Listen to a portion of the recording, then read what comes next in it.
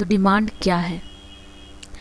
साधारण से अर्थों में अगर बात की जाए डिमांड की, तो इच्छा, आवश्यकता और मांग शब्दों को पर्यायवाची माना जाता है, किंतु अर्थशास्त्र में तीनों शब्द बिल्कुल अलग अलग अपना अपना अर्थ रखते हैं। मानवीय इच्छाएं अनंत होती हैं, इन्फिनिटिव, जिसका अंत ही नहीं है।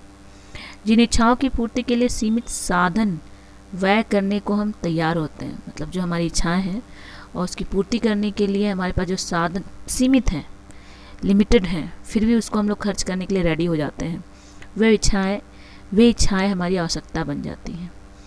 यानी कि जो हमारी इच्छाएं हैं पर उसमें हम खर्च करने के लिए रेडी हैं, तो हमारी आवश्यकताएं हैं, तभी तो हम अपनी इच्छाओं को पूरा करने के लिए रेडी होते हैं। तो जिन आवश्यकताओं को मानव पूरा कर लेता है उसको डिमांड कहते हैं। तो अर्थशास्त्र में मांग और पूर्ति की बहुत सारी धारणाओं के बारे में मतलब हम लोग पढ़ेंगे, पर ये अर्थशास्त्र में मांग और पूर्ति जो है बहुत ही महत्वपूर्ण स्थान रखता है। अर्थशास्त्र के प्राय प्रत्येक नियम और सिद्धांत में प्रत्यक्ष या परोक्ष, यानी कि प्रत्यक्ष या अप्रत्यक्ष रूप से मांग और पूर्ति की शक्तियों का काम करती है। अर्थशास्त्र में मांग और पूर्ति का महत्व बहुत ज़्यादा है। ऐसे एक अर्थशास्त्री हैं पेंसन, उन्होंने कहा था किसी तोते को प्रत्येक प्रश्न के उत्तर में पूर्ति एवं मांग कहना सिखला दिया जाए और वह एक अच्छा अर्थशास्त्री हो जाएगा। एक तोता है, अगर उसको मांग और पूर्ति सिखला दिया जाए कहना, तो सही बात है, वो भी एक अच्छा अर्थशास्त्री कहलाएगा। तो आगे बढ़ते हैं हम लोग। मांग का क्या अभिप्राय है, क्या इसकी परिभाषा है, इसके बारे में हम लोग आज जानेंगे। मांग की अवधारणा से तात्पर्य उस वस्तु की मात्रा से है जिसे एक उपभोक्ता निश्चित समय और निश्चित कीमत पर खरीद सकता है। मतलब मांग क्या है? मांग है उस वस्तु की मात्रा को संबोधित करता है जहां एक उपभोक्ता एक निश्चित समय में और निश्चित कीमत पर खरीदने के लिए रेडी हो सकता है या खरीदता है। तो किसी वस्तु एवं सेवा की मांग किन किन तत्वों पर निर्भर करती है? तो पहला है वस्तु एवं सेवा की इच्छा, मतलब कोई वस्तु है और उसकी इच्छा उपभोक्ता को होनी चाहिए तभी वो वस्तु खरीदेगा। दूसरा, खरीदने के लिए पर्याप्त साधन, मतलब जो उपभोक्ता है वो किसी चीज़ की मांग कर रहा है तो उसके पास साधन होने चाहिए। और साधन क्या है? हमारे पास आय, किसी भी वस्तु को खरीदने के लिए। वस्तु विनिमय प्रणाली तो है नहीं कि वस्तु दी और वस्तु के बदले वस्तु ले लिए। अब तो आय ही सबसे इम्पॉर्टेंट है जिसके बदले हम लोग कोई वस्तु को खरीद सकते हैं। तीसरा, आय व्यय करने की तत्परता, मतलब उपभोक्ता के पास पैसा है पर उसके अंदर ये तत्परता होनी चाहिए, एक फीलिंग होनी चाहिए कि नहीं हमको खरीदना है, खर्च करना है, कोई वस्तु लेनी है। अगर किसी के पास पैसे है पर उसको खर्च करने की इच्छा ही नहीं है तो फिर उसकी कभी इच्छा आवश्यकता में हो ही नहीं, बदल ही नहीं सकती है, मांग हो ही नहीं सकती। चौथा है एक निश्चित कीमत, किसी भी वस्तु का निश्चित कीमत होना चाहिए ताकि उपभोक्ता उस पर रेडी हो जाए खरीदने के लिए। और पांचवा होता है निश्चित समय। हाँ, ये बहुत इम्पॉर्टेंट फैक्टर है कि समय निश्चित होनी चाहिए। ऐसे नहीं कि मतलब गए और कुछ भी उठा के ले आए। किसी भी चीज़ की मांग एक समय पे की जाती है। अभी आप देखिए मार्केट में, पहले सैनिटाइज़र और मास्क की कोई ज़रूरत नहीं थी, आज ऐसा समय आ गया है कि मास्क और सैनिटाइज़र इम्पॉर्टेंट हो गया लाइफ में, और उसके बिना तो अगर बाहर निकलिए तो फिर डंडे पड़ते हैं। तो ऐसा टाइम होना चाहिए कि किसी वस्तु की मांग मतलब अपने आप क्रिएट हो जाए। तो ये तो हुई कुछ तत्व, मांग के लिए इम्पॉर्टेंट तत्व जो होते हैं। आगे प्रोफेसर जे.एस. मिल के अनुसार मांग शब्द का अभिप्राय मांगी गई उस मात्रा से लगाया जाता है जो एक निश्चित कीमत पर खरीदी जाती है।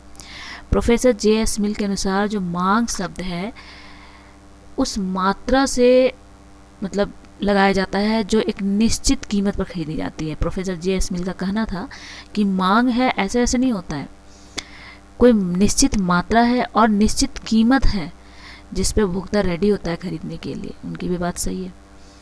तो मांग के जो निर्धारक तत्व हैं, पहला वस्तु की उपयोगिता, जो मांग को निर्धारित करने में महत्वपूर्ण तत्व के रूप में हम लोग पढ़ते हैं।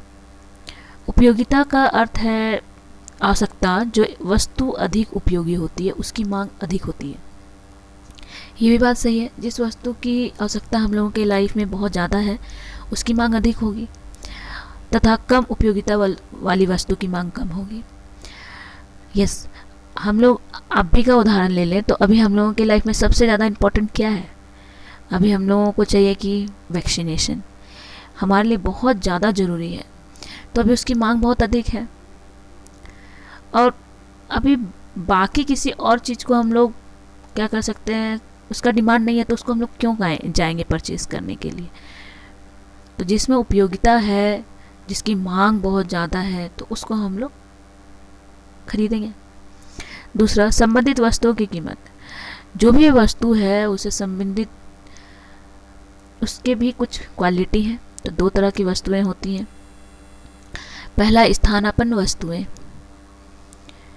स्थानापन्न वस्तु का अर्थ क्या है? अगर सरल शब्दों में कहें तो एक दूसरे के स्थान पर आना, मतलब ऐसी वस्तुएं जिसका एक दूसरे के बदले में प्रयोग किया जाता है। मतलब एक वस्तु के बदले में दूसरी वस्तु का प्रयोग कर लेना, मतलब आप एक वस्तु के बदले दूसरी वस्तु का प्रयोग करके अपनी ज़रूरत को पूरा कर सकते हैं। जैसे चीनी, गुड़, चाय, कॉफ़ी। हम चीनी की जगह गुड़ ले सकते हैं। अगर गुड़ है तो चीनी नहीं है तो गुड़ ले सकते हैं। अगर मान लीजिए आपके पास कॉफ़ी नहीं है तो चाय है तो चाय का यूज़ करेंगे, और अगर चाय नहीं है कॉफ़ी है तो कॉफ़ी ले सकते हैं। मतलब एक दूसरे के स्थान पर जिन वस्तुओं का प्रयोग किया जाता है उसे हम लोग स्थानापन्न वस्तुएं कहते हैं। आगे है पूरक वस्तुएं। पूरक का अर्थ होता है पूरा करना। ऐसी वस्तुएं जिनका उपयोग एक साथ किया जाता है, अलग अलग नहीं कर सकते हैं, दोनों का साथ में होना ज़रूरी है। तो ऐसी वस्तु जिसका हम लोग एक साथ प्रयोग करते हैं उसको हम लोग पूरक वस्तुएं कहते हैं। जैसे कार, पेट्रोल। कार है, उसमें पेट्रोल नहीं डालेंगे तो कार तो चलेगी नहीं, तो कार और पेट्रोल तो बिल्कुल दोनों साथ साथ ही रहेंगे। स्याही और कलम। आपके पास कलम है, उसमें स्याही नहीं डालेंगे तो कलम का कोई मतलब अस्तित्व नहीं है, वैल्यू नहीं है, पड़ा रहेगा वैसे। डबल रोटी और मक्खन। आपके पास डबल रोटी है, आप ऐसे तो खाओगे नहीं, उसमें मक्खन लगाओगे ही लगाओगे। तो एक वस्तु जैसे लेते हैं ना तो उसके साथ दूसरी वस्तु की भी मांग क्या होती है, बढ़ जाती है। तो ऐसी वस्तु को पूरक वस्तुएं कहते हैं। आगे बढ़ते हैं। स्थानापन्न वस्तुओं में यदि एक वस्तु की कीमत में वृद्धि होती है तो दूसरी वस्तु की मांग में भी वृद्धि हो जाती है। याद रखिएगा कि अगर स्थानापन्न वस्तुएं हैं तो एक वस्तु की कीमत में वृद्धि हो रही है तो दूसरी वस्तु की भी मांग में वृद्धि हो जाएगी। और पूरक वस्तुओं में एक की कीमत में वृद्धि होने पर दूसरे की मांग को कम कर देती है। पूरक वस्तु क्या होती है?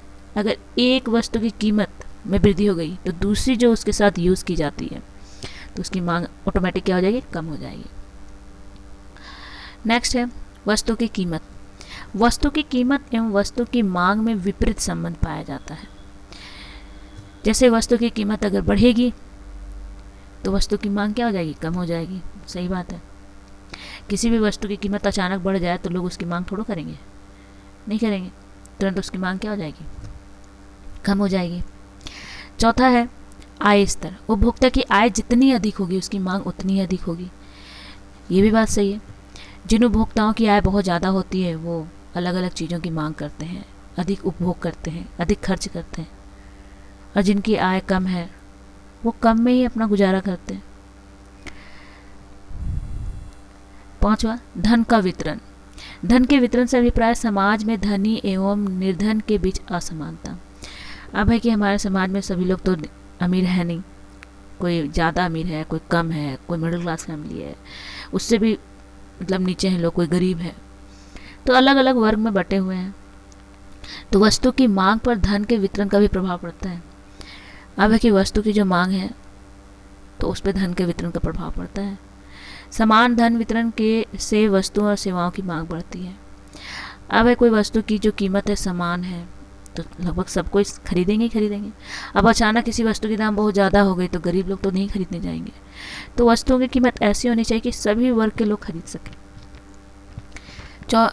नेक्स्ट है 6 पॉइंट, रुचि, फैशन आदि। वस्तु की मांग पर उपभोक्ता की रुचि, फैशन आदि, प्रचलित फैशन आदि का भी प्रभाव पड़ता है।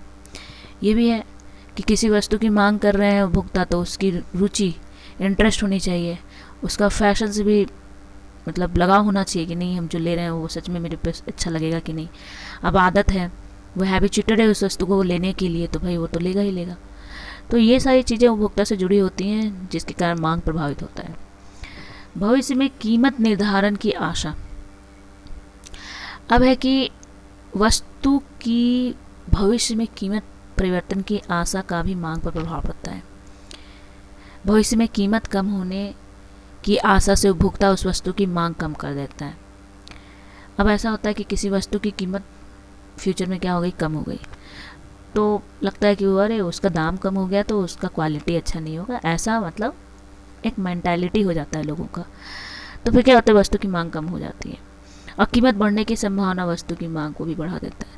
और क्या होता है कि एक ह्यूमन बिहेवियर है कि जैसे किसी वस्तु की कीमत कम होती है ना, तो लोगों को लगता है ये घटिया प्रोडक्ट है, इसका क्वालिटी अच्छा नहीं है, तो क्यों खरीदें। पर जैसे ही वस्तु की कीमत थोड़ी बढ़ जाती है तो हम लोग सोचते हैं अरे बहुत कॉस्टली है तो शायद ये बहुत ही अच्छा होगा, तुरंत उसकी डिमांड बढ़ जाती है। आगे है जनसंख्या, आगे है निर्धारक तत्व, अन्य निर्धारक तत्व। पहला है जनसंख्या का आकार। जनसंख्या का आकार भी मांग को प्रभावित करता है। अब किसी देश के जनसंख्या के आकार पर ही आप देख सकते हो, चाहे चाइना हो, भारत हो। दूसरा जलवायु, वहाँ की जलवायु पे भी निर्भर करता है। और तीसरा है मौसम, मौसम के अनुसार भी मांग प्रभावित होती है। तो फ्रेंड्स, आज ये छोटा सा टॉपिक था डिमांड से रिलेटेड। तो फिर नेक्स्ट पॉइंट में हम लोग फिर आएंगे न्यू टॉपिक के साथ।